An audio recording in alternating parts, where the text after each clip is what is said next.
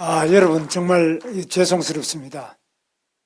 오늘 이재명 우리 대통령 취임 시간을 보면서 제가 정말 너무나 큰 역사적인 죄를 지었다 이런 생각을 많이 하고 있습니다. 제가 그 뜻을 담아서 우선 국민 여러분들께 또 우리 당원 동지 여러분들께 큰 절로 사죄의 절을 올리겠습니다.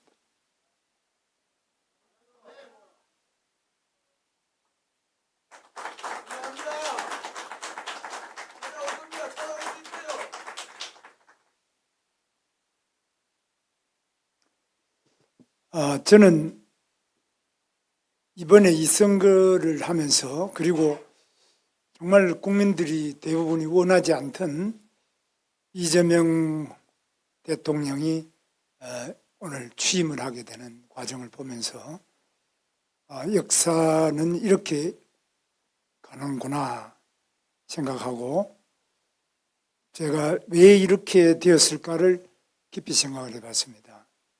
첫째는 우리 당이 지금 민주주의에 대한 기본적인 이해와 신념, 그것을 지키기 위한 투철한 사명이 없기 때문이라고 생각합니다. 그것이 바로 계엄이라는 상상할 수 없는 일로 나타났습니다. 저는 지금 이 시대에 계엄이 왜 필요했는지, 그것이 무슨 결과를 가져왔는지 이미 다 판명이 났습니다. 그런데 그걸 우리 당이 그 계엄을 했던 우리 대통령을 뽑았고 또 우리 대통령의 뜻이 당에 많이 일방적으로 많이 관철된 것에 대해서 깊은 자성이 필요하다고 봅니다. 앞으로 절대로 이런 식의 계엄은 다시는 있어서는 안 된다. 뭐 어느 당이 뭐라 그런다 이런 것이 아니라 우리 스스로도 이건 아니다. 정치라는 것은 목표도 중요하지만 그 수단이 매우 중요한데 전혀 적절치 않은 수단을 이렇게 쓰게 되도록 우리가 그냥 말릴 수 없었던 것, 또 그것을 제어하는 힘이 우리 내부에 없었다는 점에 대해서 매우 큰 문제가 있다고 저는 생각합니다. 그래서 민주주의의 가장 기본이 되는 것에 대해서는 양보할 수 없고 타협할 수 없고 단호한 거부와 또 때로는 단호한 그 수단의 선택이 필요한데 이 부분이 가장 큰 문제라고 생각합니다. 두 번째는 우리 당이 당내 민주주의가 무너졌다고 생각합니다. 우리가 과연 어떤 사람을 당대표로 뽑느냐 또는 누구를 우리가 공직 후보자로 뽑느냐 민주주의가 완전히 사라져버렸습니다. 삼척동자가 보더라도 말이 안 되는 방식으로 우리가 공직 후보를 뽑지 않았는지 또는 당대표나 모든 것도 이게 당이 과연 민주주의가 살아있는 당이냐 민주주의는 아직 숨을 못 쉬는 당이냐 이런 점에서 깊은 성찰과 개혁이 필요하다고 저는 생각합니다. 두 번째로 우리 경제와 민생에 대한 우리 당의 투철하고 확고한 자기 역할이 필요한데 이 부분이 지금 사실 민주당이 이제 경제는 민주당이다 이런 이야기를 하는데 뭐 있을 수 없는 이런 포스터가 의원회관에 붙어 있는 거 보고 저는 굉장히 놀랐는데 그동안에 제가 당을 알기로는 경제는 당연히 국민의힘이다. 아주 뭐 너무나 분명한 구호였는데 지금은 과연 국민의힘이 경제를 제대로 하느냐? 민생이라면 국민의힘 아니냐? 딴 거는 몰라도. 이런 점에서 우리 당 자체가 세계 경제의 그 흐름과 또 국내 경제의 구조적인 발전 전략에 대해서 확고한 비전을 가지고 확고한 전략을 가지고 경제 정책을 밀고 나가는 그런 당이냐 또 그것이 국민들에게 믿음을 주고 경제가 위기면 당연히 국민의힘을 뽑아야지. 국민의힘에는 경제 전문가가 있지. 그 사람들은 경험과 실적이 있어서 그분들이 맡으면 경제는 살릴 거야. 이런 어떤 확신을 주고 있지 못한 거 아니냐. 세 번째는 외교 안보에 대해서도 마찬가지로 지금 핵무기와 한미동맹 여러 가지 외교 부분에서도 우리가 확고한 우위를 주고 있느냐. 이번에도 예를 들면은 이종석 같은 사람이 국정원장이다. 국정원이 그런 거냐?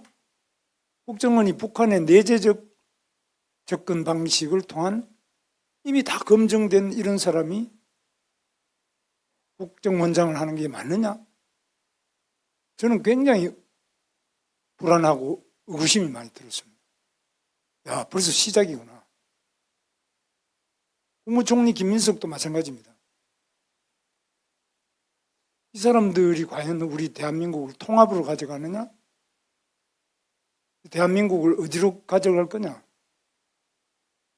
저는 굉장히 불안합니다.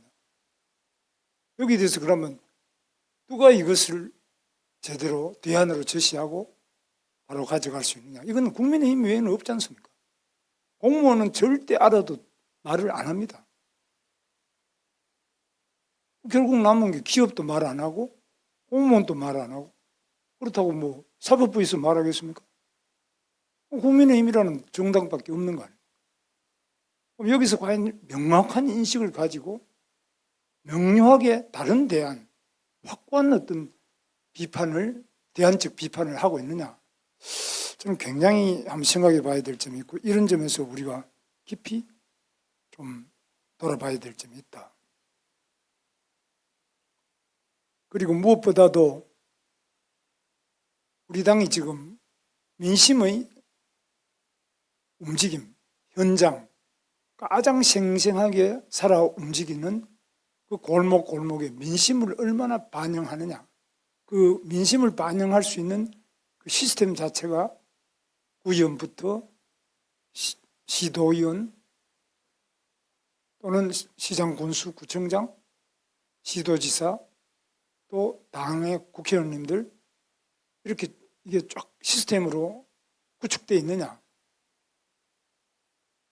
그런 점에서 굉장히 깊이 생각해 봐야 될 점이 있다고. 저는 그게 굉장히 약하고 동떨어진 현장과 밀착하지 않고 동떨어진 점이 있다. 이런 것들이 이제 선거 결과로 나타나는 거라고 저는 생각합니다.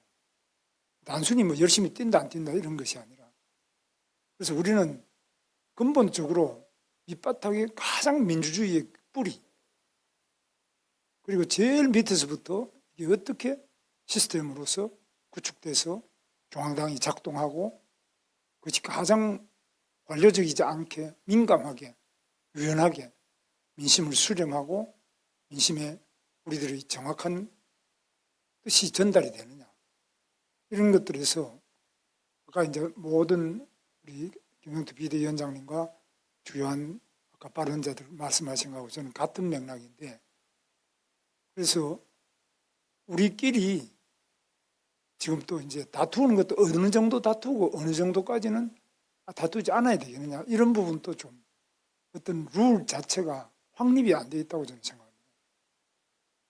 아무리 부부간에도 서로 다투지 않습니까?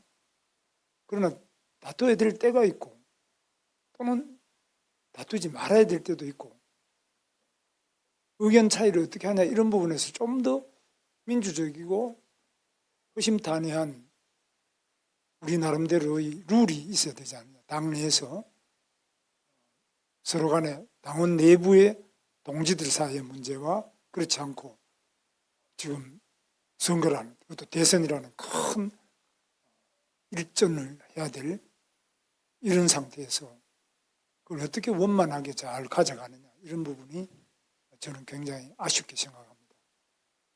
저는 뭐 여러 가지 말씀을 드리지만 결론은 제가 패장으로서 할 말도 없고 정말 송구스럽고 뭐 이 자리에 계시는 분들 제가 볼 때는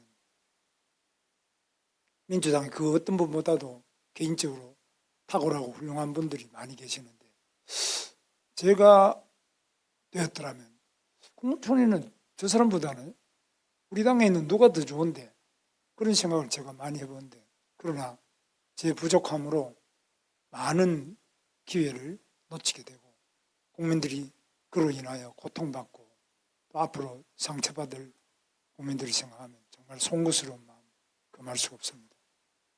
다시 한번 저희 부족함으로 이러한 패배를 안겨드린 부분에 대해서 용서해 주시고, 다시 한번 이 절망하는 우리 국민들에게 우리 모두가 심기일전해서 대한민국에 그래도 희망이 있다. 비록 우리가 패했지만은 희망이 있는 대한민국이라는 것은 국민의힘이 있기 때문에, 국민의힘의 목소리가 있기 때문에, 국민의힘의 여러 우리 지도자들이 계시기 때문에 우리 국민에게 그래도 정치의 희망, 나라의 희망, 경제의 희망, 민생의 희망이 있다는 그 마지막 희망이 될 수 있기를 기대하면서, 저는 다시 한번 우리 당원 동지 여러분과 또 국민 여러분에게 깊은 사죄의 말씀을 드립니다. 감사합니다.